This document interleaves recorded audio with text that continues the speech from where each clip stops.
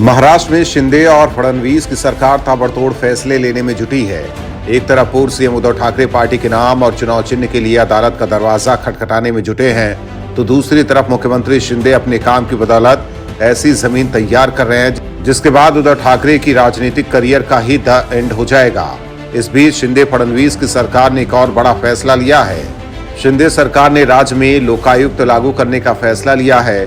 Cabinet बैठक के बाद डिप्टी सीएम देवेंद्र फडणवीस ने कहा कि सरकार ने सामाजिक कार्यकर्ता अन्ना हजारे कमेटी की बात मान ली है और राज्य में लोकायुक्त लाया जाएगा, जहां सीएम और कैबिनेट को लोकायुक्त के दायरे में लाया जाएगा। इसके साथ ही भ्रष्टाचार निरोधक कानून को इस कानून का हिस्सा बनाया जाएगा।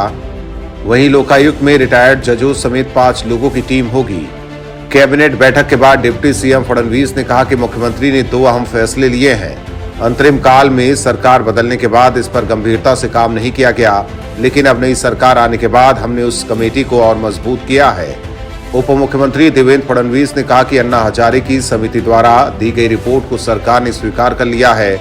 इसी के अनुरूप नया लोकायुक्त अधिनियम बनाने के विधेयक को मुख्यमंत्री की अध्यक्षता में मंत्रिमंडल ने मंजूरी दे दी है। इस दौरान महाराष्ट्र के सीएम एकनाथ शिंदे ने कहा कि हम पूरी पारदर्शिता के साथ सरकार चलाएंगे और महाराष्ट्र को भ्रष्टाचार मुक्त बनाएंगे, इसलिए हमने राज्य में लोकायुक्त कानून लाने का फैसला किया है।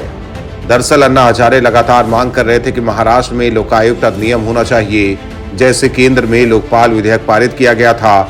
इस संबंध में बीजेपी शिवसेना गठबंधन सरकार के दौरान अन्ना की अध्यक्षता में एक समिति का गठन किया गया था, लेकिन पिछली अघाड़ी सरकार भ्रष्टाचार करने में इतनी बिजी रही है कि उसे लोकायुक्त बिल की जरूरत ही नहीं पड़ी।